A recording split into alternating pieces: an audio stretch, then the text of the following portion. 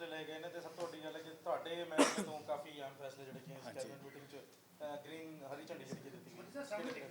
ਇੱਕ ਤਾਂ ਜੀ ਅੱਜ ਜਿਵੇਂ ਅਸੀਂ ਆਪਣੇ ਬਜਟ ਸਪੀਚ ਦੇ ਵਿੱਚ ਮਾਨ ਸਰਕਾਰ ਦਾ ਇੱਕ ਪ੍ਰਪੋਜ਼ਲ ਸੀਗਾ, ਅੱਜ ਉਸ ਨੂੰ ਅਮਲੀ ਜਾਮਾ ਪਹਿਨਾਇਆ ਗਿਆ। ਇੱਕ ਸਿੱਖਿਆ ਤੇ ਸਿਹਤ ਫੰਡ ਦਾ ਜਿਹੜਾ ਟਰਸਟ ਹੈ ਉਹ ਉਸ ਦਾ ਗਠਨ ਹੋਇਆ ਹੈ। ਤੇ ਮੈਨੂੰ ਲੱਗਦਾ ਕਿ ਮੈਂ ਅਕਸਰ ਜਦੋਂ ਸਕੂਲਾਂ 'ਚ ਜਾਂਦਾ ਹਾਂ ਤਾਂ ਦੇਖਦਾ ਬਹੁਤ ਸਾਰੇ ਸਕੂਲ ਜਿੱਥੇ ਖਸਤਾ ਹਾਲਤ ਦੇ ਨੇ, ਉੱਥੇ ਪੰਜਾਬ ਦੇ ਬਹੁਤ ਸਾਰੇ ਸਕੂਲ ਇੱਦਾਂ ਦੇ ਵੀ ਨੇ ਜਿੱਥੇ ਲੋਕਲ NRIs ਨੇ, ਟੀਚਰਸ ਨੇ ਜਾਂ ਫਿਰ ਕੋਈ ਸਮਾਜ ਸੇਵੀ ਨੇ ਆਪਣੇ ਕੋਲੋਂ ਲਾ ਕੇ ਉਹਨਾਂ ਸਕੂਲਾਂ ਨੂੰ ਦਰੁਸਤ ਕੀਤਾ। ਇੱਦਾਂ ਹੀ ਬਹੁਤ ਸਾਰੇ ਹਸਪੀਟਲਾਂ ਦੇ ਵਿੱਚ, ਮੇਰੇ ਹਲਕੇ ਦੇ ਵਿੱਚ ਵੀ ਬਹੁਤ ਸਾਰੇ ਲੋਕ ਆ ਕੇ ਮੈਨੂੰ ਮਿਲੇ ਕਿ ਅਸੀਂ ਦਾਨ ਦੇਣਾ ਚਾਹੁੰਦੇ ਹਾਂ। ਤਾਂ ਪਬਲਿਕ ਪਾਰਟਿਸਪੇਸ਼ਨ ਪਹਿਲੀ ਵਾਰੀ ਚੰਗੀ ਗੱਲ ਹੈ। ਅਤੇ ਮੈਨੂੰ ਲੱਗਦਾ ਹੈ ਜਿਹੜਾ ਟਰਸਟ ਗਠਨ ਹੋਇਆ ਮਾਨ ਸਾਹਿਬ ਦੇ ਦੇਖ ਰੇਖ ਦੇ ਹੇਠ, ਅਤੇ ਇਸ ਟਰਸਟ ਦੇ ਉੱਤੇ ਪੰਜਾਬੀ ਆਪਣਾ ਟਰਸਟ ਦਿਖਾਉਣਗੇ ਅਤੇ ਸਾਡੇ ਸਕੂਲ ਅਤੇ ਸਾਡੇ ਮੁਹੱਲਾ ਕਲੀਨਿਕ ਬਹੁਤ ਸ਼ਾਨਦਾਰ ਬਣਨਗੇ। ਇਸ ਤੋਂ ਇਲਾਵਾ ਜੀ ਹੋਰ ਵੀ ਬਹੁਤ ਸਾਰੇ ਫੈਸਲੇ ਹੋਏ ਆ। 23 ਕੈਦੀਆਂ ਨੂੰ ਹਰ ਕੈਬਨਿਟ ਦੇ ਵਿੱਚ ਅਸੀਂ ਕੈਦੀਆਂ ਦੀ ਰਿਹਾਈ ਦੇ ਉੱਤੇ ਪਿਛਲੀ ਕੈਬਨਿਟ ਦੇ ਵਿੱਚ ਵੀ 15 ਅਗਸਤ 'ਤੇ ਛੱਡੇ ਸੀ। 23 ਹੋਰ ਕੈਦੀ ਜਿਹੜੇ ਆ 15 ਅਗਸਤ ਦੇ ਉੱਤੇ ਉਹਨਾਂ ਨੂੰ ਐਡਮਿਸ਼ਨ ਦੇ ਕੇ ਉਹਨਾਂ ਨੂੰ ਮਾਨ ਸਰਕਾਰ ਛੱਡਣ ਜਾ ਰਹੀ ਹੈ ਜੀ। ਟੋਟਲ 23 ਅੱਜ ਦੀ ਕੈਬਨਿਟ 'ਚ 23 ਹੋਇਆ ਜੀ। ਪਿਛਲੀ ਵਾਰੀ 100 ਸੀ ਅਤੇ ਹਰ ਵਾਰੀ ਅਲੱਗ ਅਲੱਗ ਸੰਖਿਆ ਹੁੰਦੀ ਹੈ ਜੀ। ਅਤੇ ਇਸ ਤੋਂ ਇਲਾਵਾ ਜੀ ਜਿਵੇਂ ਸਾਡਾ ਇਹ ਪੋਲ ਪ੍ਰੋਮਿਸ ਵੀ ਸੀ ਅਤੇ ਖੁਦ ਮੇਰਾ ਵੀ ਇੱਕ ਪੁਰਜ਼ੋਰ ਕੋਸ਼ਿਸ਼ ਹੈ ਕਿ ਅਸੀਂ ਮਾਈਨਿੰਗ ਜਿਹੜਾ ਇੰਡਸਟਰੀ ਹੈ ਉਸ ਨੂੰ ਸਾਫ਼ ਸੁਥਰਾ ਬਣਾਉਣਾ, ਅਤੇ ਜਿੰਨੀ ਮਾਈਨਿੰਗ ਇੰਡਸਟਰੀ ਸਾਫ਼ ਸੁਥਰੀ ਬਣੂਗੀ ਉਨਾ ਮਾਫੀਏ ਦਾ ਖਾਤਮਾ ਆਪਣੇ ਆਪ ਹੁੰਦਾ ਜਾਊਗਾ। ਪਿੱਛੇ ਜੇ ਵੀ ਤੁਹਾਡੇ ਆਪ ਸਭ ਨੂੰ ਦੱਸਿਆ ਸੀ ਕਿ ਪੰਜਾਬ ਦੇ ਵਿੱਚ ਇਸ ਵਾਰੀ ਅਸੀਂ 2.5 ਗੁਣਾ ਵੱਧ ਲੀਗਲ ਮਾਈਨਿੰਗ ਕੀਤੀ ਹੈ। ਲੋਕ ਪੁੱਛਦੇ ਆ ਕਿ ਅੱਛਾ ਜੀ ਫਿਰ ਰੇਟ ਕਿਉਂ ਨਹੀਂ ਘੱਟ ਆਏ, ਤਾਂ ਇਸ ਦਾ ਮਤਲਬ ਸਾਫ਼ ਹੈ ਕਿ ਪਿਛਲੇ ਸਾਲਾਂ ਦੇ ਵਿੱਚ ਇਲੀਗਲ ਮਾਈਨਿੰਗ ਦੀ ਸੰਖਿਆ ਬਹੁਤ ਜ਼ਿਆਦਾ ਸੀ। ਪਿਛਲੇ ਸਾਲ ਸਰਕਾਰੀ ਐਵਰੇਜ 25 ਤੋਂ 40 ਹਜ਼ਾਰ ਮੈਟ੍ਰਿਕ ਟਨ ਦੇ ਵਿੱਚ ਹੁੰਦੀ ਸੀ। ਅਸੀਂ ਲਗਾਤਾਰ 2 ਮਹੀਨੇ ਕੇ ਲਈ, ਹੁਣ ਬਰਸਾਤਾਂ 1.5 ਮਹੀਨੇ ਤੋਂ ਮਾਈਨਿੰਗ ਬੰਦ ਹੈ, ਪਰ 1 ਲੱਖ ਮੈਟ੍ਰਿਕ ਟਨ ਸਾਡੀ ਐਵਰੇਜ ਸੀਗੀ, ਵਿਚ ਇਜ਼ ਮੋਰ ਦੈਨ 2.5 ਟਾਈਮਸ। ਇਸ ਦੇ ਇਲਾਵਾ ਬਹੁਤ ਸਾਰੇ ਸਸਪੈਂਸ਼ਨਸ, ਬਹੁਤ ਸਾਰੇ FIRs ਅਤੇ ਹੋਰ ਵੀ ਬਹੁਤ ਸਾਰੇ ਮੇਜਰਸ ਹੈ। ਪਰ ਅੱਜ ਇੱਕ ਨਵੀਂ ਪੋਲਿਸੀ ਅਤੇ ਇੱਕ ਅਮੈਂਡਮੈਂਟ ਪੰਜਾਬ ਦੇ ਵਿੱਚ ਪਹਿਲੀ ਵਾਰੀ ਹੋਣ ਜਾ ਰਿਹਾ 20 ਸਾਲਾਂ ਤੋਂ ਬਾਅਦ ਕਿ ਇੱਕ DSR ਹੋ ਰਿਹਾ, ਡਿਸਟ੍ਰਿਕਟ ਸਰਵੇ ਰਿਪੋਰਟ। DSR ਬਹੁਤ ਜ਼ਰੂਰੀ ਹੁੰਦੀ ਹੈ ਅਗਰ ਕਿਸੇ ਸਟੇਟ ਨੇ ਮਾਈਨਿੰਗ ਕਰਨੀ ਹੈ, ਪਰ ਸਾਡੀ ਸਮਝ ਤੋਂ ਬਾਹਰ ਹੈ ਕਿ ਪਿਛਲੀਆਂ ਸਰਕਾਰਾਂ ਨੇ ਕਰਾਈਆਂ ਕਿਉਂ ਨਹੀਂ। DSR ਮਤਲਬ ਹੁੰਦਾ ਡਿਸਟ੍ਰਿਕਟ ਸਰਵੇ ਰਿਪੋਰਟ, ਹਰ ਜ਼ਿਲ੍ਹੇ ਦੀ ਹੋਊਗੀ। ਉਹਦੇ ਵਿੱਚ ਪ੍ਰੀ ਮੌਨਸੂਨ ਅਤੇ ਪੋਸਟ ਮੌਨਸੂਨ ਡਾਟਾ ਲਿਆ ਜਾਂਦਾ ਹੈ। ਥਰਡ ਪਾਰਟੀ ਤੋਂ ਕਰਵਾ ਰਹੇ ਹਾਂ, ਇੰਡੀਪੈਂਡੈਂਟ ਅਤੇ ਬੈਸਟ। ਉਹ ਦੱਸਣਗੇ DSR ਤੋਂ ਬਾਅਦ ਪਤਾ ਲੱਗ ਜੂਗਾ ਕਿ ਪੰਜਾਬ ਦੇ ਕਿਹੜੇ ਕਿਹੜੇ ਹਿੱਸਿਆਂ 'ਚ ਮਾਈਨਿੰਗ ਹੋ ਸਕਦੀ ਜਿਸ ਦੇ ਨਾਲ ਵਾਤਾਵਰਨ ਨੂੰ ਕੋਈ ਵੀ ਨੁਕਸਾਨ ਨਾ ਮਿਲੇ। ਅਤੇ ਜਦੋਂ DSR ਹੋਈ ਹੋਊਗੀ ਤਾਂ ਇਨਵਾਇਰਮੈਂਟਲ ਕਲੀਅਰੈਂਸ ਉਸੇ ਵਕਤ ਮਿਲਣਗੇ। ਕੋਈ NGT, ਕੋਈ SIA, ਕੋਈ ਪੰਜਾਬ ਦੀ ਮਾਈਨਿੰਗ 'ਤੇ ਸਵਾਲ ਨਹੀਂ ਚੁੱਕੂਗਾ। ਇਹ ਇੱਕ ਬਹੁਤ ਵੱਡਾ ਸਾਡੀ ਸਰਕਾਰ ਦਾ ਅਤੇ ਸਰਦਾਰ ਭਗਵੰਤ ਸਿੰਘ ਮਾਨ ਜੀ ਦੇ ਮੁੱਖ ਮੰਤਰੀ ਸਾਹਿਬ ਦਾ ਇੱਕ ਬਹੁਤ ਵੱਡਾ ਇਨੀਸ਼ੀਏਟਿਵ ਹੈ। ਦੂਜੀ ਗੱਲ ਜੀ, ਰੇਤਾ ਅਤੇ ਬਜਰੀ 70% ਸਪਲਾਈ ਆਮ ਲੋਕਾਂ ਨੂੰ ਜਿਹੜੀ ਰੇਤੇ ਅਤੇ ਬਜਰੀ ਦੀ ਹੁੰਦੀ ਹੈ ਉਹ ਕ੍ਰਸ਼ਰਾਂ ਤੋਂ ਹੁੰਦੀ ਹੈ, ਅਤੇ ਕ੍ਰਸ਼ਰਾਂ ਦੇ ਉੱਤੇ ਅੱਜ ਤੱਕ ਹੈਰਾਨੀ ਨਾਲ ਕੋਈ ਪੋਲਿਸੀ ਬਣੀ ਨਹੀਂ ਸੀ ਜੀ। ਕੋਈ ਵੀ ਤਾਕਤਵਰ ਵਿਅਕਤੀ ਹੋਵੇ ਜਿਸ ਦੀ ਸਰਕਾਰੀ ਦਰਬਾਰੇ ਪਹੁੰਚ ਹੋਵੇ, ਫਲਾਣੇ ਦਾ ਭਤੀਜਾ ਹੈ, ਫਲਾਣੇ ਦਾ ਜਵਾਈ ਹੈ, ਫਲਾਣੇ ਦਾ ਮੁੰਡਾ ਹੈ, ਉੱਥੇ ਲੱਗਾ, ਉਹ ਚੱਕ ਕੇ ਕ੍ਰਸ਼ਰ ਲਾ ਸਕਦਾ ਸੀ ਅਤੇ ਕ੍ਰਸ਼ਰ ਦੇ ਨਾਲ ਜਿਹੜੀ ਮਰਜ਼ੀ ਜ਼ਮੀਨ ਪੁੱਟ ਸਕਦਾ ਸੀ। 10,000 ਰੁਪਇਆ ਇੱਕ ਕ੍ਰਸ਼ਰ ਦੀ ਰਜਿਸਟ੍ਰੇਸ਼ਨ ਫੀਸ ਸੀ ਬਸ, ਅਤੇ ਤੁਸੀਂ ਜੋ ਮਰਜ਼ੀ ਕਰ ਸਕਦੇ ਸੀ। ਬਹੁਤ ਸਾਰੇ ਕ੍ਰਸ਼ਰ ਵਾਲੇ ਹਾਲ ਹੀ ਦੇ ਵਿੱਚ ਸਾਨੂੰ ਆ ਕੇ ਮਿਲੇ, ਸਰਕਾਰੀ ਮੀਟਿੰਗਾਂ ਵੀ ਲਈਆਂ ਅਸੀਂ, ਅਤੇ ਬਹੁਤ ਸਾਰੇ ਕ੍ਰਸ਼ਰ ਵਾਲੇ ਇਮਾਨਦਾਰ ਵੀ ਨੇ। ਇੱਕ ਤਾਂ ਮਾਫੀਆ ਹੋ ਗਿਆ, ਪਰ ਕਿਸ਼ ਇੰਡਸਟਰੀ ਵੀ ਹੈ, ਕਿਉਂਕਿ ਇੱਕ ਇੰਡਸਟਰੀ ਹੈ। ਉਹ ਆ ਕੇ ਕਹਿੰਦੇ ਸੀ ਕਿ ਕਹਿੰਦੇ ਅਸੀਂ ਇਮਾਨਦਾਰੀ ਨਾਲ ਕੰਮ ਕਰਨਾ ਚਾਹੁੰਦੇ ਹਾਂ, ਪਰ ਸਾਨੂੰ ਇੱਕ ਤਰੀਕੇ ਨਾਲ ਚੋਰ ਬਣਾ ਦਿੱਤਾ ਗਿਆ। ਜਦੋਂ ਮਰਜ਼ੀ ਕੋਈ ਵੀ ਪੁਲਿਸ ਵਾਲਾ ਆ ਜਾਂਦਾ, ਕੋਈ ਵੀ ਆ ਜਾਂਦਾ, ਅਤੇ ਸਾਡੇ ਤੋਂ ਗੁੰਡਾ ਪਰਚੀ, ਜਿਹਨੂੰ ਆਪਾਂ ਆਮ ਸੁਣਦੇ ਸੀ, ਉਹ ਕ੍ਰਸ਼ਰ ਵਾਲਿਆਂ ਤੋਂ ਗੁੰਡਾ ਪਰਚੀ ਵਸੂਲੀ ਜਾਂਦੀ ਸੀ। ਤਾਂ ਇੱਕ ਪਹਿਲੀ ਵਾਰੀ ਹੋ ਰਿਹਾ ਕਿ ਅਸੀਂ ਇਸ ਵਾਰੀ ਕ੍ਰਸ਼ਰ ਪੋਲਿਸੀ ਲੈ ਕੇ ਆਏ ਹਾਂ, ਜੋ ਅੱਜ ਪੰਜਾਬ ਦੀ ਕੈਬਨਿਟ ਨੇ ਅਪਰੂਵ ਕਰ ਦਿੱਤੀ ਹੈ। ਕ੍ਰਸ਼ਰ ਪੋਲਿਸੀ ਦੇ ਜੋ ਮੁੱਖ ਬਿੰਦੂ ਹੋਣਗੇ ਉਹ ਇਹ ਹੈ ਜੀ, ਇੱਕ ਤਾਂ ਕ੍ਰਸ਼ਰ ਵਾਲੇ ਖੁਦ ਆਪਣੀ ਜ਼ਮੀਨ 5 ਹੈਕਟੇਅਰ ਦੇ ਹਿਸਾਬ ਦੇ ਨਾਲ ਲੈ ਸਕਦੇ ਆ, ਲੀਜ਼ 'ਤੇ ਲੈ ਸਕਦੇ ਆ ਜੀ, ਜਾਂ 5 ਹੈਕਟੇਅਰ ਜਾਂ 5 ਹੈਕਟੇਅਰ ਦੇ ਮਲਟੀਪਲ। ਇਹ ਪਹਿਲੀ ਵਾਰੀ ਹੋ ਰਿਹਾ। ਇਸ ਦਾ ਮਤਲਬ ਇਹ ਹੋਊਗਾ, ਅਤੇ ਜ਼ਰੂਰੀ ਨਹੀਂ ਅਗਰ ਕੋਈ ਕ੍ਰਸ਼ਰ ਵਾਲਾ ਲੈਣ ਵਾਲਾ ਚਾਹਵੇ ਤਾਂ ਉਹ ਲੈ ਸਕਦਾ। ਇਸ ਦਾ ਮਤਲਬ ਇਹ ਹੈ ਕਿ ਉਹਨੂੰ ਠੇਕੇਦਾਰ ਦੇ ਉੱਤੇ ਨਿਰਭਰ ਨਹੀਂ ਰਹਿਣਾ ਪਊਗਾ। ਦੂਜੀ ਗੱਲ ਜੀ, ਜਿਹੜਾ ਉਹਦੇ ਵਿੱਚ ਮੇਨ ਕੀਤਾ ਗਿਆ, ਇੱਕ ਕਿਉਂਕਿ ਕ੍ਰਸ਼ਰ ਸਾਡੇ ਵਾਤਾਵਰਣ ਦੇ ਉੱਤੇ ਬਹੁਤ ਜ਼ਿਆਦਾ ਪ੍ਰਭਾਵ ਪਾਉਂਦੇ ਆ। ਬਹੁਤ ਸਾਰੇ ਇਲਾਕਿਆਂ ਦੇ ਵਿੱਚ ਪਾਣੀ ਡੂੰਘੇ ਹੋਏ ਆ, ਪਹਾੜਾਂ ਦੇ ਉੱਤੇ ਬਹੁਤ ਕੁਝ ਹੋਇਆ। ਤਾਂ ਪਿਛਲੇ ਸਮੇਂ ਦੇ ਵਿੱਚ ਇਲੀਗਲ ਮਾਈਨਿੰਗ ਕਰਕੇ ਵਾਤਾਵਰਣ ਦੇ ਉੱਤੇ ਬਹੁਤ ਕੁਝ ਹੋਇਆ। ਤਾਂ ਅਸੀਂ ਇੱਕ ਫੰਡ ਪ੍ਰਪੋਜ਼ ਕੀਤਾ, ਹਰ ਕ੍ਰਸ਼ਰ ਵਾਲੇ ਨੂੰ 1 ਰੁਪਿਆ ਕਿਊਬਿਕ ਫਿਟ। ਹੁਣ ਤੱਕ ਕ੍ਰਸ਼ਰ ਵਾਲਾ ਸਿਰਫ 10, ਜਿਵੇਂ ਮੈਂ ਦੱਸਿਆ, ਸਿਰਫ 10,000 ਰੁਪਏ ਦਿੰਦਾ ਸੀ। ਉਸ ਤੋਂ ਇਲਾਵਾ ਸਿਰਫ ਪੈਸੇ ਬਹੁਤ ਦਿੰਦਾ ਸੀ, ਹਰ ਕਿਸੇ ਨੂੰ ਮਹੀਨਾ ਜਾਂਦਾ ਸੀਗਾ, ਗੁੰਡਾ ਪਰਚੀ ਜਾਂਦੀ ਸੀ, ਪਰ ਸਰਕਾਰ ਦੇ ਖਾਤੇ ਸਿਰਫ 10,000 ਰੁਪਏ ਇੱਕ ਵਾਰੀ, ਹੋਰ ਸਰਕਾਰ ਨੂੰ ਕੁਝ ਨਹੀਂ ਮਿਲਦਾ ਸੀ।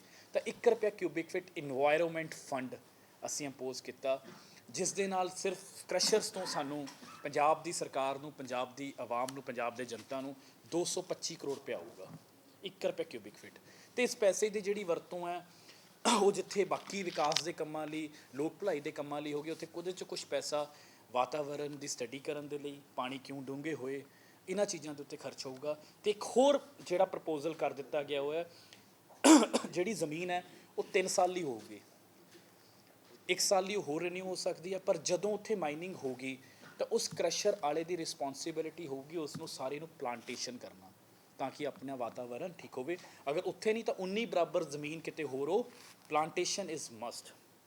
ਇਸ ਤੋਂ ਇਲਾਵਾ ਜੀ ਜਿਹੜੀ ਰਜਿਸਟ੍ਰੇਸ਼ਨ ਫੀਸ 10,000 ਸੀਗਾ, 10,000 ਸੀ, ਉਹਨੂੰ ਵਧਾ ਕੇ 1 ਲੱਖ ਰੁਪਇਆ ਕਰ ਦਿੱਤਾ ਗਿਆ। ਅਤੇ ਇਸ ਤੋਂ ਇਲਾਵਾ 3 ਲੱਖ ਰੁਪਏ ਤੋਂ ਲੈ ਕੇ 5 ਲੱਖ ਰੁਪਇਆ, 3 ਲੱਖ ਤੋਂ ਲੈ ਕੇ 5 ਲੱਖ ਰੁਪਇਆ ਇੱਕ ਕ੍ਰਸ਼ਰ ਵਾਲੇ ਨੂੰ security, depending upon it's size and capacity, ਉਸ ਨੂੰ ਸਿਕਿਉਰਿਟੀ ਪੰਜਾਬ ਸਰਕਾਰ ਅਤੇ ਮਾਈਨਿੰਗ ਵਿਭਾਗ ਕੋਲ ਦੇਣੀ ਪਊਗੀ, ਤਾਂ ਕਿ ਅਗਰ ਉਹ ਕੱਲ੍ਹ ਨੂੰ ਕੋਈ ਵੀ ਗਲਤ ਕੰਮ ਕਰਦਾ ਤਾਂ ਅਸੀਂ ਉਸਦੀ ਸਿਕਿਉਰਿਟੀ ਜ਼ਬਤ ਕਰੀਏ। ਕ੍ਰਸ਼ਰ ਵਾਲਿਆਂ ਉੱਤੇ ਕੋਈ ਦੇਖ ਰੇਖ ਨਹੀਂ ਸੀ। ਕ੍ਰਸ਼ਰ ਵਾਲੇ, ਹਰ ਕ੍ਰਸ਼ਰ ਦੇ ਉੱਤੇ ਵੇ ਬ੍ਰਿਜ ਕ੍ਰਸ਼ਰ ਵਾਲੇ ਲਾਉਣਗੇ ਜੀ। ਉਹ ਜਿਹੜਾ ਵੇ ਬ੍ਰਿਜ, ਉਹ ਜਿਹੜਾ ਕੰਢਾ ਹੈ, ਉਹ ਪੰਜਾਬ ਸਰਕਾਰ ਮਾਈਨਿੰਗ ਵਿਭਾਗ ਦੇ ਪੋਰਟਲ ਦੇ ਨਾਲ ਡਾਇਰੈਕਟਲੀ ਲਿੰਕਡ ਹੋਊਗਾ। ਹਰ ਕ੍ਰਸ਼ਰ ਵਾਲੇ ਨੂੰ ਹਰ ਮਹੀਨੇ, ਜਿਵੇਂ ਆਪਾਂ ਬਾਕੀ ਜ਼ਿਆਦਾ ਰਿਟਰਨਸ ਜਾਂਦੀਆਂ, ਰਿਟਰਨਸ ਭਰਨੀਆਂ ਪੈਣਗੀਆਂ। ਜਿੰਨਾ ਮਾਲ ਆਇਆ ਉਹਨੂੰ ਦੱਸਣਾ ਪਊਗਾ ਕਿੱਥੋਂ ਆਇਆ ਸੀ, ਰॉ ਮਟੀਰੀਅਲ ਉਹਦੇ ਆਪਣੀ ਸਾਈਟ ਸੀ, ਠੇਕੇਦਾਰ ਤੋਂ ਲਿਆ, ਕਿਸੇ ਹੋਰ ਸਟੇਟ ਤੋਂ ਲਿਆ, ਅਤੇ ਕਿੰਨੇ ਦੀ ਰਿਟਰਨ ਭਰੀ ਹੈ। ਇਲੈਕਟ੍ਰਿਸਿਟੀ ਮੀਟਰ ਦੇ ਨਾਲ ਉਸਦਾ ਅਸੀਂ ਚੈੱਕ ਕਰਾਂਗੇ। ਅਗਰ ਇਨਪੁਟ ਘੱਟ ਹੈ ਅਤੇ ਆਊਟਪੁੱਟ ਜ਼ਿਆਦਾ ਹੈ ਤਾਂ ਉਸਦੀ ਉਹਨੂੰ ਜਿਹੜੇ ਹੈ ਪੈਨਲਟੀ ਮਾਈਨਿੰਗ ਵਿਭਾਗ ਨੂੰ ਦੇਣੇ ਪੈਣੇ। ਇਹ ਸਾਰੇ ਮੇਜਰਸ ਦੇ ਨਾਲ ਜਿਹੜਾ ਹੈ ਲੋਕਾਂ ਨੂੰ, ਕਿ ਹਜੇ ਵੀ ਬਾਰ-ਬਾਰ ਮੇਜਰਸ ਲੈਣ ਤੋਂ ਬਾਅਦ ਬਹੁਤ ਮਹਿੰਗਾ ਰੇਤਾ ਬਜਰੀ ਮਿਲ ਰਿਹਾ ਸੀ, ਲੋਕਾਂ ਨੂੰ ਕਾਫੀ ਕਿਫਾਇਤੀ ਰੇਟ ਦੇ ਉੱਤੇ ਰੇਤਾ ਅਤੇ ਬਜਰੀ ਮਿਲੂਗੀ। ਇਸ ਤੋਂ ਇਲਾਵਾ ਜਿਹੜੀ ਐਗਜ਼ਿਸਟਿੰਗ ਮਾਈਨਿੰਗ ਪਾਲਿਸੀ ਚੱਲ ਰਹੀ ਹੈ, ਉਸ ਮਾਈਨਿੰਗ ਪਾਲਿਸੀ ਦੇ ਵਿੱਚ ਕੁਝ ਚੇਂਜਸ ਕੀਤੇ ਗਏ ਆ। ਇੱਕ ਤਾਂ ਜਿਹੜਾ ਸਭ ਤੋਂ ਵੱਡਾ ਮੈਨੂੰ ਲੱਗਦਾ ਚੇਂਜ ਜੋ ਕੀਤਾ ਗਿਆ ਉਹ ਸੀਗਾ, ਜੋ ਦਿੱਕਤ ਬਤੌਰ ਮਾਈਨਿੰਗ ਮੰਤਰੀ ਮੈਨੂੰ ਦੇਖਣ ਨੂੰ ਆ ਰਹੀ ਸੀ, ਕਿ ਕਹਿੰਦੇ ਪਿਛਲੀ ਸਰਕਾਰ ਜਾਂਦੇ 2 ਕੰਮ ਕਰ ਗਈ, ਜਿਹੜੇ ਕਹਿਣ ਨੂੰ ਤਾਂ ਬਹੁਤ ਵੱਡੇ ਲੋਕ ਪੱਖੀ ਸੀਗੇ ਜੀ, ਬੋਰਡ ਲਾ ਦਿੱਤੇ, ਬੜੀ ਇਸ਼ਤਿਹਾਰਬਾਜ਼ੀ ਹੋਈ, ਪਰ ਜ਼ਮੀਨ 'ਤੇ ਕੁਛ ਨਹੀਂ ਹੋਇਆ, ਉਲਟਾ ਨੁਕਸਾਨ ਹੋਇਆ। ਇੱਕ ਕੰਮ ਇਹ ਸੀ, ਕਹਿੰਦੇ ਜੀ 9 ਰੁਪਏ ਤੋਂ ਜਿਹੜਾ ਹੈ ਰੇਤਾ 5.5 ਰੁਪਏ ਫਿੱਟ ਕਰਤਾ। 5.5 ਰੁਪਏ ਕਿਸੇ ਨੂੰ ਵੀ ਕਦੇ ਵੀ ਰੇਤਾ ਮਿਲਿਆ ਹੀ ਨਹੀਂ। ਹੋਇਆ ਕੀ ਜੀ, ਜਦੋਂ ਅਸੀਂ ਫਾਈਲਾਂ ਦੇਖੀਆਂ ਤਾਂ ਸਾਡੇ ਪੈਰਾਂ ਹੇਠੋਂ ਜ਼ਮੀਨ ਨਿਕਲ ਗਈ। 9 ਰੁਪਏ 'ਚੋਂ 5.5 ਰੁਪਏ ਕਰਨ ਦੇ ਲਈ ਪੰਜਾਬ ਸਰਕਾਰ ਦੀ ਰੋਇਲਟੀ, ਜੋ ਪਹਿਲਾਂ 2 ਰੁਪਏ 40 ਪੈਸੇ ਸੀ, ਉਹ ਘਟਾ ਕੇ 70 ਪੈਸੇ ਕਰਤੀ। ਠੇਕੇਦਾਰਾਂ ਦਾ ਮਾਰਜਨ ਥੋੜ੍ਹਾ ਜਿਹਾ ਘਟਾਇਆ, ਸਿਰਫ ਜਾਣੀ ਜਿਹੜਾ 3.5 ਰੁਪਏ ਘਟਾਏ ਉਹਦੇ ਵਿੱਚੋਂ 2.5 ਰੁਪਏ ਪੰਜਾਬ ਸਰਕਾਰ ਦੇ ਘਟਾ ਦਿੱਤੇ, ਪੰਜਾਬ ਰੈਵਨਿਊ ਘਟਾ ਦਿੱਤਾ। ਇਸ ਕਰਕੇ ਅੱਛਾ ਫਾਇਦਾ ਕਿਹਨੂੰ ਪਹੁੰਚਾਇਆ? ਠੇਕੇਦਾਰਾਂ ਨੂੰ। ਲੋਕਾਂ ਨੂੰ ਤਾਂ ਵੀ ਰੇਤਾ ਮਹਿੰਗੇ ਰੇਟ 'ਤੇ ਮਿਲਿਆ, ਕਿਸੇ ਨੂੰ ਵੀ 5.5 ਰੁਪਏ ਨਾ ਅੱਜ ਮਿਲ ਰਿਹਾ, ਜਿਹੜੇ ਠੇਕੇਦਾਰ ਇੱਦਾਂ ਦੇ ਕਰਪਸ਼ਨ ਕਰ ਰਹੇ ਆ। ਇਸ ਕਰਕੇ ਹੁਣ ਜਿਹੜਾ ਦੁਬਾਰਾ ਜਿਹੜਾ ਰੇਟ ਹੈ ਉਹ 9 ਰੁਪਏ ਕਿਊਬਿਕ ਫਿਟ ਕਰ ਦਿੱਤਾ ਗਿਆ ਹੈ ਜੀ। ਪੰਜਾਬ ਸਰਕਾਰ ਦੀ ਰੋਇਲਟੀ 2 ਰੁਪਏ 40 ਪੈਸੇ ਜੋ ਨਵੰਬਰ ਤੋਂ ਪਹਿਲਾਂ ਸੀ, ਅਤੇ ਤਾਂ ਕਿ ਹੁਣ ਉਹ 9 ਰੁਪਏ ਹੀ ਮਿਲੇ, ਅਗਰ ਕਿਸੇ ਨੇ ਸਿਰਫ ਰੇਤਾ ਲੈਣਾ 9 ਰੁਪਏ ਹੀ ਮਿਲੇ। ਉਸ ਦੇ ਵਿੱਚ ਇੱਕ ਨਵਾਂ ਚੇਂਜ ਕੀਤਾ ਗਿਆ ਕਿ ਹੁਣ ਉੱਥੇ ਠੇਕੇਦਾਰ ਦੇ ਬੰਦੇ ਨਹੀਂ ਬੈਠਣਗੇ, ਉੱਥੇ ਮਾਈਨਿੰਗ ਵਿਭਾਗ ਆਪਣੇ ਅਧਿਕਾਰੀ ਬਿਠਾਊਗਾ ਅਤੇ ਉਹ ਪੈਸੇ ਕਲੈਕਟ ਕਰਨਗੇ, ਅਤੇ ਜੋ ਠੇਕੇਦਾਰ ਦਾ ਹਿੱਸਾ ਹੋਊਗਾ ਉਹ ਠੇਕੇਦਾਰ ਨੂੰ, ਜੋ ਜ਼ਮੀਨ ਮਾਲਿਕ ਦਾ ਹਿੱਸਾ ਹੋਊਗਾ ਉਹ ਜ਼ਮੀਨ ਦੇ ਮਾਲਿਕ ਨੂੰ, ਅਤੇ ਜੋ ਪੰਜਾਬ ਸਰਕਾਰ ਦਾ ਅਸੀਂ ਰੱਖ ਲਾਂਗੇ, ਤਾਂ ਕਿ ਉਸ ਜਿਹੜੀ ਸਾਈਟਾਂ ਨੇ ਉੱਥੇ ਵਾਕਈ 9 ਰੁਪਏ ਦੇ ਫੁੱਟ ਦੇ ਹਿਸਾਬ ਨਾਲ ਰੇਤਾ ਮਿਲ ਸਕੇ। ਇਹ ਇੱਕ ਬਹੁਤ ਵੱਡਾ ਚੇਂਜ ਹੈ। ਇਸ ਤੋਂ ਇਲਾਵਾ ਇੱਕ ਹੋਰ ਜਿਹੜਾ ਕਹਿੰਦੇ ਜੀ ਮਿੱਟੀ ਮੁਫਤ ਕਰਤੀ। ਇੰਨਾ ਵੱਡਾ ਧੋਖਾ ਪੰਜਾਬ ਦੇ ਨਾਲ, ਕਹਿਣ ਨੂੰ ਤੁਸੀਂ 2 ਕਿੱਲੇ ਦੇ ਵਿੱਚ 3 ਫੁੱਟ ਤੱਕ ਮਿੱਟੀ ਮੁਫਤ ਚੱਕ ਸਕਦੇ ਹੋ। ਉਹ ਜਿਹੜਾ ਨੋਟੀਫਿਕੇਸ਼ਨ ਸੀਗਾ, ਉਸ ਨੋਟੀਫਿਕੇਸ਼ਨ 'ਚ ਇਹ ਲਿਖਿਆ ਗਿਆ ਕਿ ਮਿੱਟੀ ਮੁਫਤ ਕਰਤੀ, ਪਰ ਇੱਕ ਚੀਜ਼ ਲਿਖਤੀ ਕਿ ਅਗਰ ਤਾਂ ਹੈ 3 ਫੁੱਟ ਤੇ 2 ਆਪਣਾ 3 ਫੁੱਟ ਤੇ 2 ਕਿੱਲਾ ਜੇ ਤੁਸੀਂ ਮੈਨੂਅਲ ਕਰਦੇ ਹੋ। ਹੁਣ ਇਹ ਦੱਸੋ ਜੀ, ਕੋਈ ਬੰਦਾ ਅਗਰ ਕਿਸੇ ਨੇ ਟਿੱਪਰ ਭਰਨਾ, ਉਹ ਮਿੱਟੀ ਮੈਨੂਅਲ ਕਹੀਆਂ ਨਾਲ ਅੱਜ ਦੇ ਹਾਲਾਤਾਂ 'ਚ ਕਿਵੇਂ ਪੋਸੀਬਲ ਹੈ? ਉਸ ਦੇ ਨਾਲ ਕੀ ਹੋਇਆ, ਅਗਰ ਕੋਈ ਗਰੀਬ ਸਾਡਾ ਜ਼ਿਮੀਂਦਾਰ ਆਮ ਘਰ ਦਾ ਅਗਰ ਉਹ ਜਾਂਦਾ ਸੀ ਮਿੱਟੀ ਚੱਕਣ, ਤਾਂ ਉੱਥੇ ਮੀਡੀਆ ਦੇ ਸਾਥੀ ਵੀ ਪਹੁੰਚ ਜਾਂਦੇ ਸੀ, ਕਿਉਂਕਿ ਤੁਸੀਂ ਆਪਣੀ ਜਗ੍ਹਾ ਸਹੀ ਹੋ, ਤੁਸੀਂ ਕਿਹਾ ਜੀ ਨੋਟੀਫਿਕੇਸ਼ਨ ਤਾਂ ਮੈਨੂਅਲ ਲਿਖਿਆ, ਤੇ ਅਗਰ ਉਹ JCB ਨਾਲ ਆਪਣੇ ਘਰ ਦੇ ਲਈ ਭਰਦਾ ਸੀ ਆਪਣੀ ਟਰਾਲੀ, ਤੇ ਉਹ ਮੀਡੀਆ ਖਬਰ ਚਲਾਉਂਦਾ ਸੀ, ਪੁਲਿਸ ਪਰਚਾ ਦੇ ਦਿੰਦੀ ਸੀ। ਬਹੁਤ ਸਾਰੇ ਨਜਾਇਜ਼ ਬੰਦੇ, ਤੁਸੀਂ ਵੀ ਕਿਹਾ ਕਿ ਕਈ ਵਾਰੀ ਜੇ ਉਹ ਪਰਚੇ ਜਿਹੜੇ ਹੋ ਗਏ, ਅਸੀਂ ਉਹ ਬਦਲਾਵ ਕਰਤਾ। ਅਗਰ ਕਿਸੇ ਨੇ ਵੀ ਆਪਣੇ ਘਰ ਦੇ ਭਰਤ ਲਈ ਮਿੱਟੀ ਚਾਹੀਦੀ ਹੈ, ਤਾਂ ਉਹ JCB ਜਾਂ ਮਸ਼ੀਨਸ ਕੈਨ ਬੀ ਯੂਜ਼ਡ, ਉਹਦੇ 'ਤੇ ਕੋਈ ਪੈਸਾ 1 ਰੁਪਏ ਦੀ ਫੀਸ ਨਹੀਂ ਲੱਗੂਗੀ। ਸਿਰਫ ਇੱਕ ਚੀਜ਼ ਹੈ, ਕਿਉਂਕਿ ਇਹ ਨਾ ਹੋਵੇ ਕਿ ਮਿੱਟੀ ਦੀ ਆੜ 'ਚ ਇਲੀਗਲ ਮਾਈਨਿੰਗ ਸ਼ੁਰੂ ਹੋ ਜਾਵੇ, ਉਹਨੂੰ ਪਰਮਿਸ਼ਨ ਲੈਣੀ ਪੈਣੀ ਹੈ। ਪਰਮਿਸ਼ਨ ਅਸੀਂ ਆਉਣ ਵਾਲੇ ਦਿਨਾਂ 'ਚ ਬਹੁਤ ਸੌਖਾ ਕਰ ਦਾਂਗੇ, ਕਿਉਂਕਿ ਅਸੀਂ ਇੱਕ ਪ੍ਰਪੋਜ਼ਲ ਲਿਖਿਆ ਸੀ, ਤਾਂ ਮਾਨ ਸਾਹਿਬ ਕਹਿੰਦੇ ਇਹਨੂੰ ਹੋਰ ਸੌਖਾ ਕਰੋ, ਤਾਂ ਕਿ ਲੋਕ ਬਿਲਕੁਲ ਸੌਖਾ ਕਰ ਦਿਓ। ਸਾਡੇ ਮੁੱਖ ਮੰਤਰੀ ਸਾਹਿਬ ਦਾ ਨਿਰਦੇਸ਼ ਹੈ, ਤਾਂ ਉੱਤੇ ਮਾਈਨਿੰਗ ਵਿਭਾਗ ਆਪਣਾ ਕੰਮ ਕਰਕੇ 2-3 ਦਿਨ 'ਚ ਹੀ, ਅਗਰ ਕਿਸੇ ਨੇ ਵੀ ਆਪਣੇ ਘਰ ਦੇ ਲਈ, ਆਪਣੇ ਮਕਾਨ ਦੇ ਲਈ ਭਰਤ ਪਾਣੀ ਹੈ, ਮਿੱਟੀ ਲੈਣੀ ਹੈ, ਤਾਂ ਉਹਨੂੰ JCB ਨਾਲ ਉਹਨੂੰ ਕੋਈ ਰੋਕ ਨਹੀਂ, ਬਸ ਉਹਨੂੰ ਇੱਕ ਸਿੰਪਲ ਜੀ ਪਰਮਿਸ਼ਨ ਬਿਨਾਂ ਕਿਸੇ ਫੀਸ ਤੋਂ ਸਾਡੇ ਤੋਂ ਲੈਣੀ ਹੋਊਗੀ, ਉਹ ਦੱਸ ਦਾਂਗੇ ਜੀ। ਤੇ ਇਹ ਕੁਛ ਜਿਹੜੇ ਲੋਕ ਪੱਖੀ ਚੇਂਜਸ ਕੀਤੇ ਗਏ ਆ। ਉਹ ਨਹੀਂ ਜੀ, 3 ਫੁੱਟ ਤੇ 2 ਮੈਨੂਅਲ ਤੋਂ ਕਰਤਾ, ਕਿਉਂਕਿ ਪਹਿਲਾਂ ਸ਼ਰਾਰਤ ਸੀ ਮੈਨੂਅਲ। ETT ਜਿਹੜੇ ਟੀਚਰਸ ਨੇ, ਜਿਹੜਾ ਐਗਜ਼ਾਮੀਨੇਸ਼ਨ ਹੁੰਦਾ ਇਸ ਦੇ ਉੱਪਰ ਏਜ ਰਿਲੈਕਸੇਸ਼ਨ ਦੀ ਵੀ ਗੱਲ ਸਾਹਮਣੇ ਆ ਰਹੀ ਸੀ, ਕਿ ਉਹਦੇ ਉੱਤੇ ਕੋਈ ਚਰਚਾ ਹੋਈ? ਉੱਤੇ ਵੀ ਚਰਚਾ ਹੋਈ ਜੀ, ਬਹੁਤ ਕੁਝ ਕਰਾਂਗੇ। ਬਹੁਤ ਆਉਣ ਵਾਲੇ ਦਿਨਾਂ ਦੇ ਵਿੱਚ ਬਹੁਤ ਸਾਰੇ ਸਿੱਖਿਆ ਵਿਭਾਗ ਦੇ ਵਿੱਚ ਨਵੀਂ ਭਰਤੀਆਂ ਤੇ ਬਹੁਤ ਸਾਰੇ ਚੇਂਜਸ ਹੋ ਰਹੇ ਹਨ। ਕੁਝ ਲੀਗਲ ਉਹਦੇ ਵਿੱਚ ਵੀ ਚਰਚਾ ਲੈਣੀ ਹੈ ਕੀ ਕਰਾਂਗੇ, ਜੋ ਵੀ ਉਹਦੇ 'ਚ ਕਾਫੀ ਡਿਸਕਸ਼ਨ ਹੋਈ ਹੈ, ਦੂਰ ਕਰਾਂਗੇ, ਉਹਨਾਂ ਨੂੰ ਮਿਲਾਂਗੇ, ਸਾਥੀਆਂ ਨਾਲ, ਉਹਨਾਂ ਨੂੰ ਦੂਰ ਕਰਾਂਗੇ। ਜਿਹੜਾ ਕਨੈਕਸ਼ਨ ਦਾ ਰੇਟ ਹੈ ਇਸ ਟਾਈਮ ਟਿੱਪਰ ਹੈ 14,000 ਰੁਪਏ ਹੈ, ਇਸ ਟਾਈਮ ਵਿਕੜਾ 14 ਦਾ, ਕਿਉਂਕਿ ਸਰਾਰਾਂ ਤੋਂ ਪਹਿਲਾਂ 7,000 ਦਾ ਸੀ। ਇਹਦੇ ਬਾਰੇ ਤੁਸੀਂ ਕੀ ਕਰੋਗੇ? 7,000 ਦਾ ਟਿੱਪਰ ਕਿੱਥੇ ਮਿਲਦਾ ਸੀ ਜੀ? ਪਹਿਲਾਂ ਨਹੀਂ, ਮੇਰੀ ਗੱਲ ਮੈਨੂੰ ਦਿਖਾ ਦਿਓ, ਤੁਸੀਂ ਕਿਸੇ ਨੇ ਲਿਆ ਹੋਵੇ ਦਿਖਾ ਦਿਓ ਜੀ, ਕੋਈ ਇੱਕ ਵੀ ਦਿਖਾ ਦਿਓ। 7,000 ਦਾ ਜੀ ਕਿੱਥੋਂ ਲਿਆ ਸੀ ਜੀ? ਅਸਲੀਅਤ ਜਾ ਰਿਹਾ ਜਿਹੜਾ ਅੱਜ ਮੈਂ 14,000 ਕਿਹਾ ਸਾਰਾ ਮੀਡੀਆ ਸੁਣ ਰਿਹਾ, 7,000 ਦਾ ਮੈਂ ਕਿਹਾ ਕਿੱਥੋਂ? ਜੀ ਮੀਡੀਆ ਦਾ, ਮੈਂ ਤਾਂ ਫੀਲਡ 'ਚ ਜਾਂਦਾ ਨਹੀਂ, 5.5 ਰੁਪਏ ਦੇ ਹਿਸਾਬ ਨਾਲ ਵੀ ਨਹੀਂ 7,000 ਬਣਦਾ ਜੀ। ਕਿਉਂ ਜੀ? ਟਿੱਪਰ ਮੈਂ ਹੁਣ 14,000 ਦਾ ਮੈਂ ਲਿਆ ਜੀ। ਕਿੱਥੇ ਲਿਆ ਜੀ ਤੁਸੀਂ? ਹੈ ਜੀ ਕਿੱਥੋਂ ਲਿਆ ਜੀ? ਤੁਹਾਡੇ ਰੋਪੜ ਤੋਂ ਕਿੱਥੇ ਮੰਗਵਾਇਆ? 4 ਵਜੇ ਸੁਣ ਲਓ, ਤੜਕੇ 4 ਵਜੇ ਤੋਂ ਲੈ ਕੇ 2 ਤੋਂ 4 ਵਜੇ ਤੱਕ ਜਿਹੜੇ ਨਜਾਇਜ਼ ਟਿੱਪਰ ਹੈ ਅੱਜ ਤੱਕ ਤੁਸੀਂ ਰੋਕ ਨਹੀਂ ਸਕੇ। ਨਹੀਂ, ਅਸੀਂ ਪੂਰੀ ਦੇਖੋ ਜੀ, ਇੱਕ ਮੈਂ ਹੋਰ ਇਹਦੇ 'ਚ ਜਿਹੜੀ ਨਹੀਂ ਬਹੁਤ ਵਧੀਆ ਮੁੱਦਾ ਚੱਕਿਆ ਕਿ ਅੱਧੀ ਰਾਤ ਨੂੰ ਮਾਈਨਿੰਗ ਹੁੰਦੀ ਹੈ, ਕਿਉਂਕਿ ਅਸੀਂ ਰੋਪੜ ਤੇ ਪਠਾਨਕੋਟ 2 ਇੱਦਾਂ ਦੀਆਂ ਬੈਲਟਾਂ ਨੇ ਜਿੱਥੇ ਵਾਕਈ ਬਹੁਤ ਜ਼ਿਆਦਾ, ਜਿਹਨੂੰ ਕਹਿ ਸਕਦੇ ਮਾਈਨਿੰਗ ਦੀ ਇਲੀਗਲ ਮਾਈਨਿੰਗ ਦੀ ਕੈਪੀਟਲ ਹੈ। ਉਹਦੇ ਲਈ ਜਿਵੇਂ ਦੱਸ ਰਹੇ ਆ, ਅਸੀਂ ਹੁਣ ਨਿਰਦੇਸ਼ ਦੇ ਦਿੱਤੇ ਆ ਕਿ ਰਾਤ ਨੂੰ ਪੁਲਿਸ ਆਪਣੀਆਂ ਯਾਨੀ ਗੱਡੀਆਂ ਦੇ ਉੱਤੇ ਸਰਚ ਲਾਈਟਾਂ ਲਾ ਕੇ ਕਿਉਂਕਿ ਸਾਡੇ ਕੋਲ ਦੋਨੋਂ ਚੈਲੰਜਸ ਨੇ। ਬਤੌਰ ਮਾਈਨਿੰਗ ਮੰਤਰੀ ਮੇਰੇ ਕੋਲ ਦੋਨੋਂ ਚੈਲੰਜਸ ਨੇ। ਇੱਕ ਚੈਲੰਜ ਇਹ ਹੈ ਕਿ ਮੈਨੂੰ ਇਲੀਗਲ ਮਾਈਨਿੰਗ ਬੰਦ ਕਰਨੀ ਹੈ, ਕਿਉਂਕਿ ਅਸੀਂ ਇਲੀਗਲ ਮਾਈਨਿੰਗ ਬਰਦਾਸ਼ਤ ਨਹੀਂ ਕਰ ਸਕਦੇ। ਦੂਜਾ ਚੈਲੰਜ ਇਹ ਹੈ ਕਿ ਹਾਂ, ਲੋਕਾਂ ਨੂੰ ਰੇਤਾ ਬਜਰੀ ਵੀ ਦੇਣਾ। ਟਰਾਂਸਪੋਰਟ ਦਾ ਇੱਕ ਬਹੁਤ ਸਾਰਾ ਵੱਡਾ, ਕਿਉਂਕਿ ਉਹ ਟਿੱਪਰ ਵਾਲੇ ਆ ਕੇ ਉਹ ਆਪਣਾ ਧਰਨਾ ਲਾ ਕੇ ਬਹਿ ਜਾਂਦੇ ਕਿ ਸਾਡਾ ਕੰਮ ਵੀ, ਉਹ ਵੀ ਸਹੀ ਹੈ, ਕਿਉਂਕਿ ਇੱਕ ਟਿੱਪਰ ਬਹੁਤ ਮਹਿੰਗਾ ਆ ਗਿਆ ਅੱਜ ਕੱਲ੍ਹ, ਉਹਦੀ 1.5 ਲੱਖ ਰੁਪਇਆ ਕਿਸ਼ਤ ਹੈ। ਉਹ ਆਪਣੀ ਜਗ੍ਹਾ, ਉਹ ਵੀ ਇੱਕ ਰੋਜ਼ਗਾਰ ਦਾ ਸਾਧਨ ਹੈ, ਉਹਨਾਂ ਦਾ ਧਿਆਨ ਵੀ ਰੱਖਣਾ। ਇਲੀਗਲ ਮਾਈਨਿੰਗ ਬਿਲਕੁਲ ਨਹੀਂ ਚੱਲਣ ਦੇਣੀ। ਤੀਜੀ ਗੱਲ ਜਿਹੜੀ ਹੈ ਜੀ, ਆ ਜਿਹੜਾ ਤੁਹਾਨੂੰ ਲੋਕਾਂ ਨੂੰ ਰੇਤਾ ਬਜਰੀ ਸਸਤਾ ਮਿਲਣਾ, ਇਹਦੇ ਲਈ ਜਿੱਥੇ ਵੀ ਜਦੋਂ ਵੀ ਕੋਈ ਵੀ ਖਬਰ ਆਉਂਦੀ, ਅਸੀਂ ਓਪਨ ਹੈ। ਦੇਖੋ, ਕਿਸੇ ਨਾਲ ਕੋਈ ਭਾਈ ਭਤੀਜਾਵਾਦ ਨਹੀਂ, ਕੋਈ ਕਿਸੇ ਦਾ MLA ਦਾ ਬੰਦਾ ਨਹੀਂ।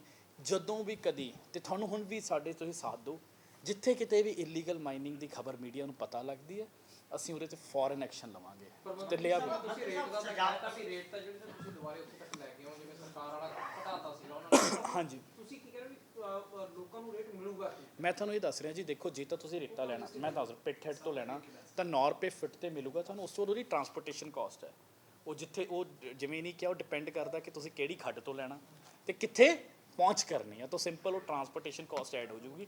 ਅਸੀਂ ਇਹਦੇ 'ਚ ਇਹ ਵੀ ਕੀਤਾ ਜੀ, ਅਸੀਂ ਬਜਰੀ ਦਾ ਵੀ MRP ਫਿਕਸ ਕਰਤਾ, ਜੋ ਅੱਜ ਤੱਕ ਕਦੀ ਫਿਕਸ ਨਹੀਂ ਹੋਇਆ ਸੀ।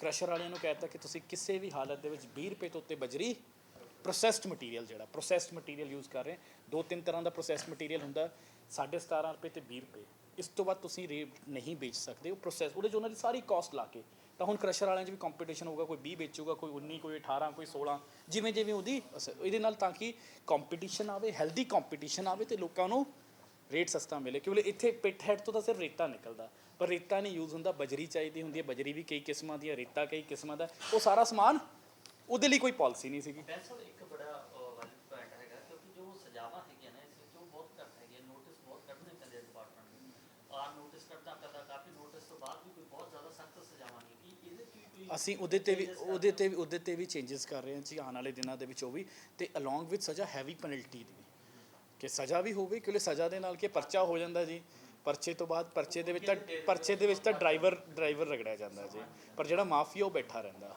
ਤਾਂ ਇਹਦੇ ਵਿੱਚ ਹੈਵੀ ਉਹਦੀ ਸਾਡੀ ਅਗਲੀ ਜਿਹੜੀ ਇਹੀ ਹੈ ਕੋਸ਼ਿਸ਼ ਕਿ ਇਹਦੇ ਤੇ ਵੀ ਹੋਈ ਹੈ, ਤੇ ਕਰ ਰਹੇ ਵਿਭਾਗ ਇਹਦੇ ਤੇ ਲਗਾਤਾਰ ਕੰਮ ਕਰ ਰਿਹਾ, ਕਿਉਂਕਿ ਪਿਛਲੇ ਤੁਹਾਨੂੰ ਮੈਂ ਦੱਸਿਆ ਕਿ ਸਾਨੂੰ ਪਹਿਲਾਂ ਇਹਨੂੰ ਸਮਝਣ ਨੂੰ, ਫਿਰ DSR ਕਰਾਉਣ ਨੂੰ, ਫਿਰ ਆਪਣੀ ਕੁਆਂਟੀਟੀ, ਕਿਉਂਕਿ ਇੱਕਦਮ ਆ ਕੇ ਸਾਨੂੰ ਇਹ ਵੀ ਸੀਗਾ ਕਿ ਅਸੀਂ ਲੋਕਾਂ ਨੂੰ ਕਿ ਡਿਵੈਲਪਮੈਂਟ ਪੰਜਾਬ ਦੇ ਵਿੱਚ ਬਹੁਤ ਸਾਰੀ ਸੜਕਾਂ, ਬਹੁਤ ਸਾਰੇ ਹਸਪਤਾਲ, ਸਕੂਲ, ਕਾਲਜ, ਲੋਕਾਂ ਦੇ ਪ੍ਰਾਈਵੇਟ ਘਰ ਬਣ ਰਹੇ ਆ, ਉਹ ਸਾਰਾ ਕੰਮ ਰੁਕ ਜਾਣਾ ਸੀ ਜੇ ਅਸੀਂ ਇੱਕਦਮ ਬੰਦ ਕਰ ਦਿੰਦੇ। ਉਹ ਕਰ ਰਹੇ ਹਾਂ, ਤੇ ਆਉਣ ਵਾਲੇ ਦਿਨਾਂ 'ਚ ਹੋਰ ਸੁਧਾਰ, ਕਿਸੇ ਨਾਲ ਕੋਈ ਵੈਰ ਨਹੀਂ, ਪਰ ਸਾਡੀ ਇੱਕੋ ਕੋਸ਼ਿਸ਼ ਹੈ ਮਾਈਨਿੰਗ ਨੂੰ ਮਾਫੀਆ ਤੋਂ ਬਦਲ ਕੇ ਇੱਕ ਇੰਡਸਟਰੀ ਬਣਾ ਦਈਏ।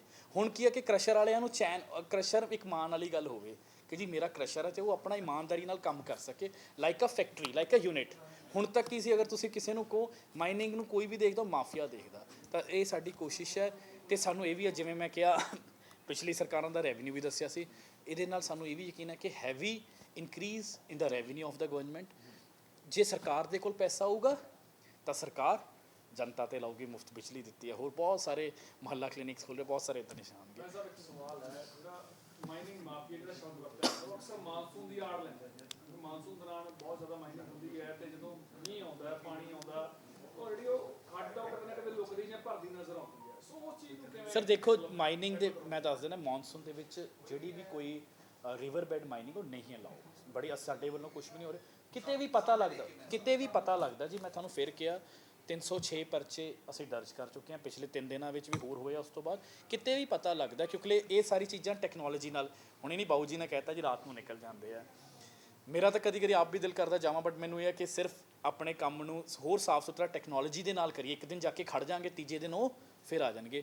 ਤਾਂ ਉਹਦੇ ਲਈ ਮੈਂ ਤੁਹਾਨੂੰ ਦੱਸ ਦਵਾਂ, ਇਸੀ ਕ੍ਰਸ਼ਰ ਪਾਲਿਸੀ ਦੇ ਵਿੱਚ ਤੇ ਅਮੈਂਡਡ ਦੇ ਵਿੱਚ ਹਰ ਟੋਲ ਪਲਾਜ਼ਾ ਦੇ ਉੱਤੇ ਸਪੈਸ਼ਲ ਗੇਟਸ, CCTV ਕੈਮਰਾਸ, ਜੋ ਮੈਂ ਪਹਿਲਾਂ ਵੀ ਕਿਹਾ ਸੀ, ਡਰੋਨ ਮੈਪਿੰਗ, ਉਹ ਸਾਰੀ ਚੀਜ਼ਾਂ ਦੀ ਇੰਪਲੀਮੈਂਟੇਸ਼ਨ ਉਹ ਸੀਗੀਆਂ ਪਹਿਲਾਂ ਵੀ, ਪਰ ਹੋਈਆਂ ਕੁਛ ਨਹੀਂ। ਉਹਦੇ ਤੇ 10 ਪੈਸੇ ਲੈ ਲੈਂਦੇ, ਹੋਈਆਂ ਕੁਛ ਨਹੀਂ। ਹੁਣ ਉਹ ਸਾਰੇ ਕਰ ਦਾਂਗੇ ਵਿਦਇਨ 3, 4, 5 ਮੰਥਸ। ਹਰ ਟਿੱਪਰ ਦੇ ਉੱਤੇ ਟਰੈਕਰ ਲੱਗੂਗਾ, GPS ਟਰੈਕਰ ਲੱਗੂਗਾ। ਇਹ ਸਾਰੀ ਚੀਜ਼ਾਂ ਦੀ ਬਹੁਤ ਐਡਵਾਂਸਮੈਂਟਸ ਦੇ ਵੱਲ ਕੋਸ਼ਿਸ਼ ਕਰ ਰਹੇ ਹਾਂ ਕਿ ਟੈਕਨੋਲੋਜੀ ਹੀ ਇਲੀਗਲ ਮਾਈਨਿੰਗ ਨੂੰ ਰੋਕ ਸਕਦੀ ਹੈ। ਮੈਂ ਤਾਂ ਹਮੇਸ਼ਾ ਇੱਕ ਐਗਜ਼ਾਮਪਲ ਦਿੰਦਾ ਹੁੰਦਾ, ਇੰਡੀਅਨ ਰੇਲਵੇ ਦਾ ਤੇ ਮੈਟਰੋ ਦਾ। ਤੁਸੀਂ ਰੇਲਵੇ ਦੇ ਵਿੱਚ ਇਮਾਨਦਾਰ TT ਰੱਖ ਦਿਓ, ਸਭ ਕੁਝ ਰੱਖ ਦਿਓ, ਪਰ ਫਿਰ ਕੋਈ ਨਾ ਕੋਈ, ਪਰ ਮੈਟਰੋ ਇੱਕ ਇੱਦਾਂ ਦਾ ਸਿਸਟਮ ਹੈ ਕਿ ਟੈਕਨੋਲੋਜੀ ਨਹੀਂ ਹਾਈ ਹੈ ਕਿ ਕੋਈ ਉੱਥੇ। ਤਾਂ ਸਾਡੀ ਕੋਸ਼ਿਸ਼ ਹੈ ਕਿ ਉਸੇ ਤਰੀਕੇ ਨਾਲ with the help of the technology IIT Ropar ਦੇ ਨਾਲ ਬਹੁਤ ਜ਼ਿਆਦਾ ਨੈਗੋਸ਼ੀਏਸ਼ਨਸ ਕੀਤੀਆਂ। ਉਸ ਤੋਂ ਬਾਅਦ ਉਹ 3 ਸਾਲ ਦਾ ਸਮਾਂ ਮੰਗ ਰਹੇ ਸੀਗੇ, ਅਸੀਂ ਕਿਹਾ ਨਹੀਂ, ਯਾਨੀ ਦੁਨੀਆ ਦੇ ਬੈਸਟ ਇੰਸਟੀਟਿਊਸ਼ਨਸ ਦੇ ਨਾਲ ਗੱਲਬਾਤ ਕਰਕੇ ਉਹ ਮਾਈਨਿੰਗ ਦੇ ਉੱਤੇ ਟੈਕਨੋਲੋਜੀ ਵੀ ਲੈ ਕੇ ਆ ਰਹੇ, ਤਾਂ ਕਿ ਜਿਹੜੀ ਆ ਇਲੀਗਲ ਮਾਈਨਿੰਗ, ਕਿਉਂਕਿ ਸਾਨੂੰ ਵੀ ਹੈ, ਇੱਕ ਵੀ ਖਬਰ ਲੱਗਦੀ ਹੈ ਸਾਨੂੰ ਬੁਰਾ ਲੱਗਦਾ। ਸਰ ਤੁਸੀਂ ਜੀ ਸਰ, ਸਾਬਕ ਮੰਤਰੀ ਨਵਜੋਤ ਸਿੱਧੂ ਦੀ ਸਜ਼ਾ ਵਿੱਚ ਵੀ ਕੋਈ ਮਾਫੀ ਹੁੰਦੀ ਹੈ? ਸਰ ਇਹ ਦੇਖੋ, ਇਹ ਮੇਰੇ ਇਸ ਵਕਤ ਮੇਰਾ ਟੌਪਿਕ ਨਹੀਂ ਹੈ, ਪਰ ਤੁਸੀਂ ਯਕੀਨ ਮੰਨੋ, ਤੇ ਅਸੀਂ ਇੱਕ ਟੋਲ ਫ੍ਰੀ ਨੰਬਰ ਵੀ ਸਾਡੇ ਮੁੱਖ ਮੰਤਰੀ ਸਾਹਿਬ ਜਾਰੀ ਕਰਨਗੇ, ਤੇ ਮੀਡੀਆ ਦੇ ਸਾਥੀਆਂ ਨੂੰ ਵੀ ਪੂਰਾ ਇਹ ਹੈ ਕਿ ਕਿਤੇ ਵੀ ਕੁਛ ਇੱਦਾਂ ਦਾ ਐਕਸ਼ਨ ਹੁੰਦਾ ਸਾਨੂੰ ਦੱਸੋ, ਅਸੀਂ ਹੋਰ ਐਕਸ਼ਨ ਲੈ। ਪਿੱਛੇ ਜਿਹੇ ਵੀ ਹੋਇਆ, ਅਸੀਂ ਹੋਰ ਲਵਾਂਗੇ। ਬਹੁਤ ਸਾਰਾ ਕੰਮ ਇਸ ਵਾਰੀ ਇਸ ਪਾਲਿਸੀ ਦੇ ਵਿੱਚ, ਤੇ ਫਸਟ ਟਾਈਮ ਹੈ, ਅੱਜ ਤੱਕ ਕ੍ਰਸ਼ਰ ਪਾਲਿਸੀ ਕਦੀ ਨਹੀਂ ਬਣੀ। This is the first time, ਕਿਉਂਕਿ ਕ੍ਰਸ਼ਰਾਂ ਤੋਂ ਹੀ 70% ਮਾਲ ਜਾਂਦਾ। ਇਹ ਨਾਲ ਕਾਫੀ ਰੈਗੂਲੇਸ਼ਨ ਹੋਊਗੀ ਤੇ ਉਹਨਾਂ ਨੂੰ ਵੀ ਸੁੱਖ ਦਾ ਸਾਹ ਆਊਗਾ ਜੀ। ਆਪ ਸਭ ਦਾ ਬਹੁਤ ਬਹੁਤ ਧੰਨਵਾਦ। ਜਿਹੜੀ ਬਾਰਡਰ ਏਰੀਆ ਹੈ ਜਿਹੜਾ ਉਸ ਤਰਫ ਬੜੀ ਮਾਈਨਿੰਗ ਹੋ ਰਹੀ ਹੈ, ਹਾਈ ਕੋਰਟ ਦੇ ਵਿੱਚ ਇਹ ਕਿਹਾ ਗਿਆ ਸੀਗਾ ਕਿ ਉਹ BSF ਨੇ ਗੱਲ ਬੋਲੀ ਹੈ ਕਿ ਉੱਥੇ ਲਗਾਤਾਰ ਮਾਈਨਿੰਗ ਹੋ ਰਹੀ ਹੈ, ਲੇਕਿਨ ਕੋਈ ਦੇਖਣ ਵਾਲਾ ਨਹੀਂ ਉਸ ਇਸ ਏਰੀਆ। ਮੈਂ ਇਟ ਵਾਸ ਵੈਰੀ, ਮੈਂ ਤੁਹਾਨੂੰ ਦੱਸਦਾ, it was very shocking for us. ਇੱਕ ਤਾਂ ਨਹੀਂ, ਦੋ ਚੀਜ਼ਾਂ ਕਹੀਆਂ। ਇੱਕ ਤਾਂ ਨਹੀਂ, ਪਿਛਲੇ 25 ਸਾਲ ਦਾ ਕਹਿ ਰਿਹਾ, 20 ਸਾਲਾਂ ਤੋਂ ਅਸੀਂ, ਮੈਂ ਆਪਣੇ ਪ੍ਰਿੰਸੀਪਲ ਸੈਕਟਰੀ ਕ੍ਰਿਸ਼ਨ ਕੁਮਾਰ ਜੀ 2 ਦਿਨ ਉਹਨਾਂ ਦੇ ਨਾਲ ਟਾਈਮ ਸਪੈਂਡ ਕਰਕੇ ਆਏ ਆ। ਉਹ ਸਾਰੀ ਸਾਈਟਸ ਵਿਜ਼ਿਟ ਆਏ ਤੇ ਉਹਨਾਂ ਦੇ ਜਿੰਨੇ ਗ੍ਰੀਵੈਂਸਿਸ ਹੈ ਅਸੀਂ ਸੁਣੇ ਆ, ਕਿਉਂਕਿ ਬਹੁਤ ਇਹ ਸਿਰਫ ਇੱਕ ਇਲੀਗਲ ਮਾਈਨਿੰਗ ਦੀ ਗੱਲ ਨਹੀਂ, ਇਹ ਨੈਸ਼ਨਲ ਸਿਕਿਉਰਿਟੀ ਦੀ ਵੀ ਗੱਲ ਹੈ, ਤੇ ਅਸੀਂ ਇਸ ਨੂੰ ਬਹੁਤ ਸੀਰੀਅਸਲੀ ਲਿਆ। My best team was working with them for 2 days, ਤੇ ਉਹ ਆਏ ਆ, ਤੇ ਉਹ ਅਗਲੀ ਮੀਟਿੰਗ 'ਚ ਉੱਤੇ ਡਿਸਕਸ ਕਰਾਂਗੇ। ਉਹਨਾਂ ਨੂੰ ਇੱਥੇ ਵੀ ਬੁਲਾਵਾਂਗੇ ਅਗਰ ਇੱਦਾਂ ਦਾ ਕਿਤੇ ਵੀ, ਕਿਉਂਕਿ ਮੈਨੂੰ ਨਹੀਂ ਲੱਗ ਰਿਹਾ ਇੱਕ ਤਾਂ ਕਿ ਕਿਤੇ ਵੀ ਕੋਈ ਬਾਰਡਰ 'ਤੇ ਮਾਈਨਿੰਗ ਚੱਲ। ਪਹਿਲੀ ਗੱਲ ਤਾਂ ਬਾਰਡਰ 'ਤੇ ਚੱਲਣੀ ਆਪਣੇ ਆਪ 'ਚ ਹੀ ਗਲਤ ਗੱਲ ਹੈ, ਸੋ ਅਸੀਂ ਉਹ ਵੀ ਵੈਰੀਫਾਈ ਕਰਾ ਰਹੇ ਹਾਂ। ਪਰ ਹੋ ਸਕਦਾ ਕਿ ਉਹਨਾਂ ਦੇ ਜੋ ਵੀ ਕੰਸਰਨਸ ਨੇ, ਉਹਨਾਂ ਦੇ ਇੱਕ ਡੈਲੀਗੇਸ਼ਨ ਤੇ ਸਾਡਾ ਇੱਕ ਡੈਲੀਗੇਸ਼ਨ 2 ਦਿਨ ਵਿਜ਼ਿਟ ਕਰਕੇ ਆਇਆ, ਤੇ ਅਗਰ ਜੋ ਵੀ ਉਹਨਾਂ ਦੇ ਜੋ ਵੀ ਚੀਜ਼ਾਂ ਦੇਸ਼ ਦੀ ਸੁਰੱਖਿਆ ਦੇ ਖਿਲਾਫ ਹੋਣਗੀਆਂ। ਸਰ ਮੈਨੂੰ ਮੇਰੀ ਇੱਕ ਬ੍ਰਦਰ, ਮੈਂ ਇੱਕ ਬੇਨਤੀ ਹੈ, ਤੁਸੀਂ ਮੈਨੂੰ ਮੇਰੇ ਸੰਬੰਧਿਤ ਆਪਣੇ ਡਿਪਾਰਟਮੈਂਟ ਸੇ ਨਹੀਂ ਸਰ, ਥੈਂਕ ਯੂ। ਆਓ ਜਿੰਨੀ ਚਾਹ ਪੀਣੀ ਬੈਠ ਕੇ ਪੀਂਦੇ ਹਾਂ।